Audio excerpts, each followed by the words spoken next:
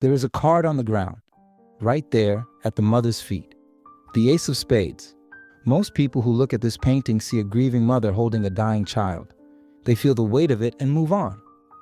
But if you stop and look at what is scattered at her feet, the story gets darker. Because that card was not placed there by accident, and once you understand what Doré put inside this painting, you will not be able to look at it the same way again. Let's start with what happened. In 1874, Gustave Doré read a news report about a family of street acrobats whose young son fell from a tightrope during a performance and died. The story stopped him, not with sadness initially, with fury. He was furious with the parents. How, he asked, could someone call themselves a parent and force a child to perform a dangerous act for money? He painted the answer. The canvas is enormous, 224 centimeters tall. When you stand in front of it, the figures are larger than life, and that scale is deliberate. Doré wanted you to be inside the moment, not observing it from a comfortable distance. The mother is at the center, cradling her son. The child's head is bandaged. Blood seeps through the white of his performing costume.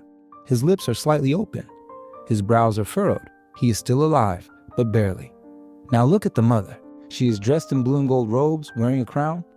If that image feels familiar, it should. Doré constructed her deliberately in the visual language of the Virgin Mary cradling her son in a Pietà. A child in his final hour in a mother's lap, bathed in otherworldly light while the world around them fades into shadow. Doré himself confirmed this in an 1874 interview, saying the painting would have made a strong contrast with his earlier sacred works, being so entirely different in style, but carrying the same weight of profound loss. He took a tragic event from a newspaper and turned it into a Pietà. That is the first thing most people miss. Now look at the father. He is sitting to the left, slumped, still wearing his full clown costume, pointed hat, bells, red hair. The costume is the detail that does the most damage emotionally because it refuses to let him disappear into grief. He is still dressed as a performer while his son's light is flickering out. The contrast is not subtle and it is not accidental. Now go back to the cards. Pause here and look at the spread on the ground before I tell you what they mean. The mother is dressed as a fortune teller. The cards at her feet suggest she read them, or at least that she moved in a world where such things were part of daily life. And at the center of that spread, aligned directly with her left foot, is the Ace of Spades. In the symbolism of card reading, the Ace of Spades foretells a dark conclusion. Doré placed it there to ask one specific and devastating question: did she know? Did she see what was coming and allow her son to take the stage anyway? He never answers that question directly. He just places the card there and lets you sit with it. Now look at the owl. It is perched beside the mother, chained to the drum she sits on. Of the three animals in the painting, including two dogs that look toward the dying child with visible distress, the owl is the only one not looking at the boy. It is looking outward, toward you. Owls in visual symbolism represent wisdom and foresight. This one is chained and looking away from the tragedy, which is Doré's way of saying wisdom was present and went unheeded. The parents had every opportunity to make a different choice. The owl knew. The owl always knew. And the owl was in chains, for this is the painting that most people do not know Doré painted, because Doré is famous for his illustrations, his Bible engravings, his Dante, his Milton. The public image of him is a man of vast epic compositions, celestial armies, frozen circles of hell.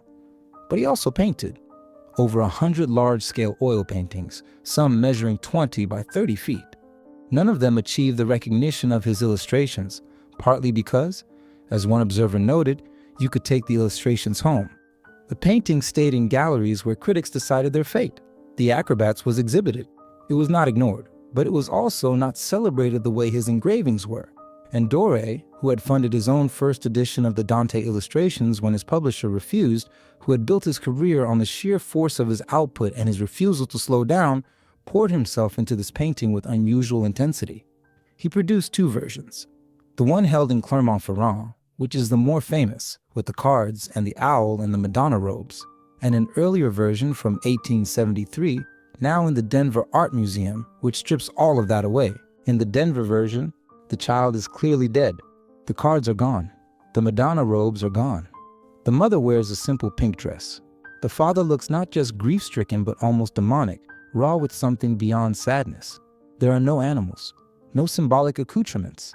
just the family and the fact of what happened, Doré made the same painting twice and reached the opposite conclusion about how to tell the story. The first version asks whether the parents knew. The second version has already answered, it does not matter. The child is gone. He told an interviewer in 1874 exactly what he was trying to do. The interviewer asked if the child in the painting was going to die. Doré said yes. And then he said this, I wish to depict the tardy awakening of nature in those two hardened, almost brutalized beings. To gain money they have killed their child, and in killing him they have found out that they had hearts. That is the painting, not a grieving family. A moment of discovery. Two people who did not know they were capable of love until the act that proved they were also capable of destroying what they loved. The English engraver who worked with Doré wanted to call the painting Behind the Scenes. Doré refused. The French title he chose was simply Agonie. Now go back to the beginning. A card on the ground, an owl looking at you, a mother dressed as the Virgin Mary holding a child whose death she may have seen coming, a father in a clown costume who has just discovered he has a heart. Doré read this in a newspaper in 1874 and could not let it go until he had painted it twice.